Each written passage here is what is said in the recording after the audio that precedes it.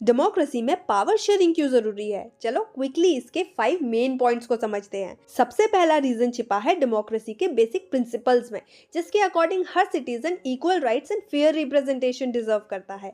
इसलिए democratic country में हर group और कम्युनिटी को अपनी बात रखने का मौका देने के लिए पावर शेयर की जाती है। It means power sharing he ensure करता है कि हर सिटीजन को equal rights and fair representation मिले। दूसरा रीजन है कॉन्फ्लिक्ट्स को रिड्यूस करना।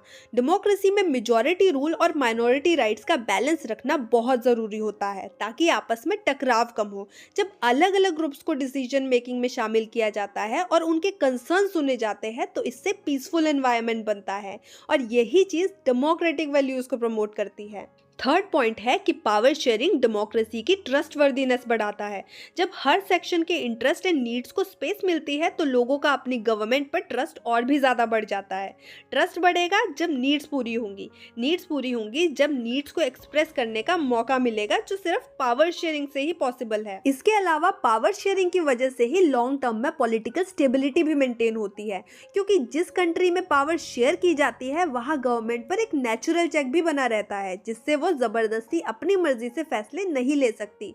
गवर्नमेंट कुछ भी करती है तो उसके लिए आंसरेबल होती है। लास्टली, पावर शेयरिंग डेमोक्रेसी के सर्वाइवल के लिए बहुत जरूरी है। इनफैक्ट पावर शेयरिंग को डेमोक्रेसी की वेरी स्पिरिट माना जाता है, क्योंकि डेमोक्रेसी का बेसिक प्रिंसिपल यानी the principle of popular sovereignty उन सभी सिटीजन्स की कंसल्ट लेना जरूरी समझता है जिन्हें गवर्नमेंट के लिए गए डिसीजन से डायरेक्टली या इनडायरेक्टली असर पड़ता है। इन जनरल बात करें तो डेमोक्रेसी में power sharing moral reasons and prudential reasons की वजह से जरूरी है। अब यहाँ मॉरल रीजन का मतलब है कि पावर शेयरिंग इसलिए जरूरी है क्योंकि ये इंसानियत और डेमोक्रेसी के प्रिंसिपल को फॉलो करता है।